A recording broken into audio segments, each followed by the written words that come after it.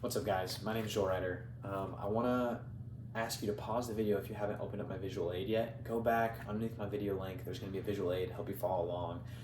Just give you some ways to view what I'm talking about, see what I'm saying, and just understand a little bit more about what we have today. But other than that, let's get started. Here we go. The crowd roars and the cameras flash. The whole stadium is shaking, and you hear the announcer's voice echo, "Touchdown, touchdown, touchdown." The best player on the field has scored for the third time that day, and you have adrenaline coursing through your veins. You're so excited that you're sweating, and you're only a fan. You're simply watching, but it's so great that you're that invested. And actually, football is incredible. Football is one of the most popular sports in America today. Actually, people will base their entire weeks around the sport. Saturday and Sunday, that's what we look forward to. Saturdays and Sundays are the best days of the week, and we try to get everything done so all we can do is watch football. And the reality is that this shining beauty, this incredible sport that we have, it's this shine that has blinded us to a problem that this great sport has also created. And that is youth tackle football. We see that youth tackle football is this popular thing. A lot of kids start playing really early, but we actually have kids starting to play tackle football at the age of 5. People are putting pads on and hitting each other day after day during football season at the age of 5 and on. And the reality is, these hits have consequences, and these consequences will inevitably add up. And starting at a young age just leads to more addition of the consequences that can arise.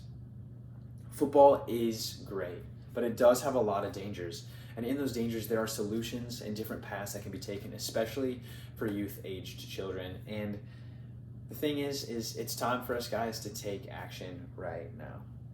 And so let's take a look first at the dangers that youth tackle football really brings. In an article by Christian Red discussing an NFL Hall of Famer saying kids should not be allowed to play tackle football, he discusses a study that has been taken.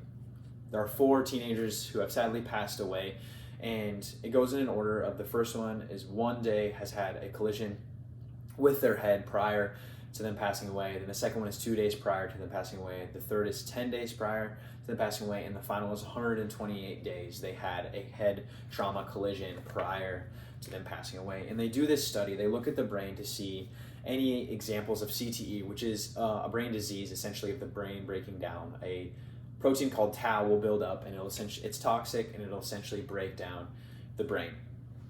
In one of the brains, they found that they actually had pre-existing CTE condition. They were essentially in the very early stages of getting CTE. And in the others, they saw that the tau protein was present and being made. And so once again, this is the very early stages, but not quite to say like they have CTE yet, but it is inevitable if it would have continued. Another article by Pintus and Mullins, which is injury lawyers, titled "Should Kids Play Tackle Football?" They discuss the neurons in the brain. So kids inevitably will hit each other, right? It's practice, it's the game. When things are moving fast, they will run into each other, and it's in these hits that head-to-head collisions happen. And when these head-to-head collisions happen, we find that neurons are lost, and it's these neurons that create the connections in our brain. They allow us to process things, to think, to be quick on our feet with our thoughts. But once a neuron is lost, it can never be gotten back. We actually have never the opportunity to heal there. We never will get a neuron that is lost. And actually, later in the article by Pintus and Mullins, we find that kids aged 9 to 12 years, they made an estimation about how many times they get hit in the head per year playing tackle football. In a single season, these kids will get from 240 to 585 hits to the head every single season. That's a lot of hits to the head, and that has a lot of consequences that add up.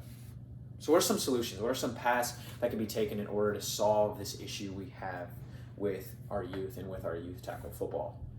In an article by Bruce Lee titled "Don't Let Kids Play Tackle Football Before the Age of 14, he discusses the perks of playing flag football.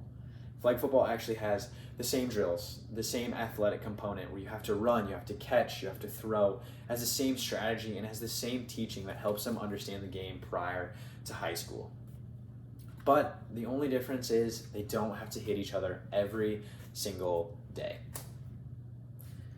Another article by Pintus and Mullins, we're going back to the same one we were just addressing. They discuss that if football must go on, so people are like, hey, no, we're going to do this. We're going to say football has to happen.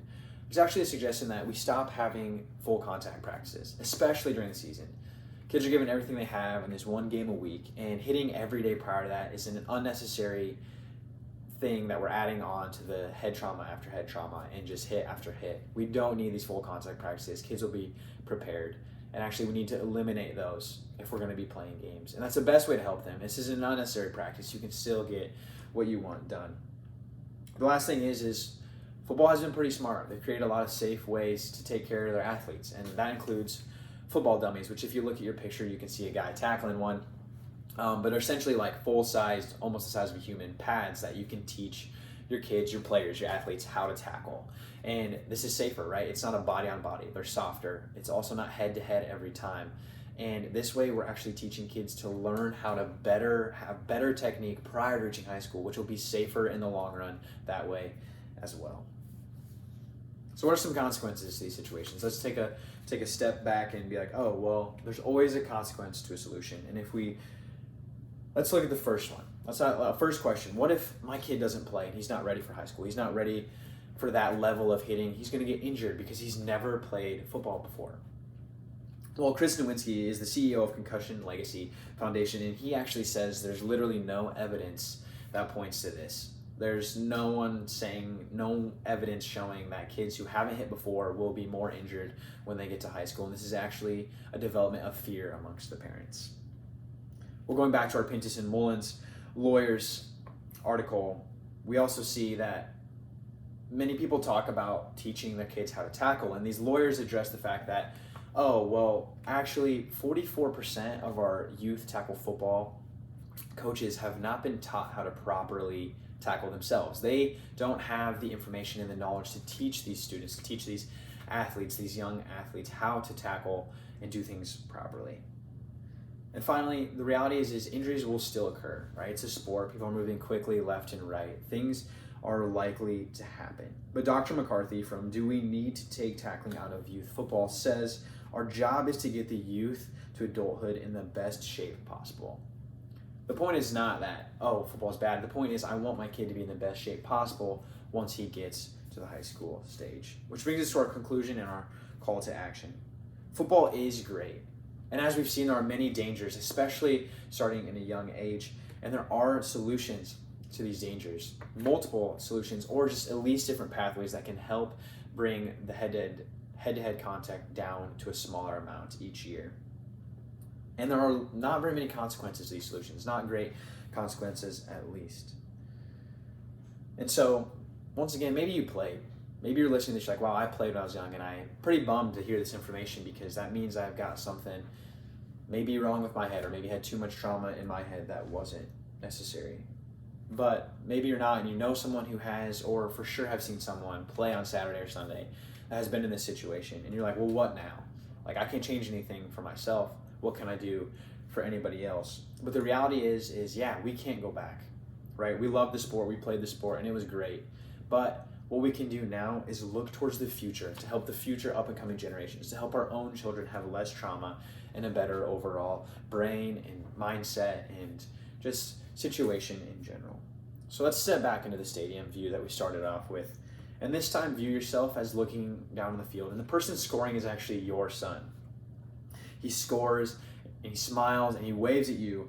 And after the game, you take a picture. And you know fully that he has a healthy, clear mind, and that he will be forever grateful that you did not make him play tackle football as a kid, because he can think clear, he has less concussions, less trauma, and overall a better life. And he was never hindered by it either. Thank you.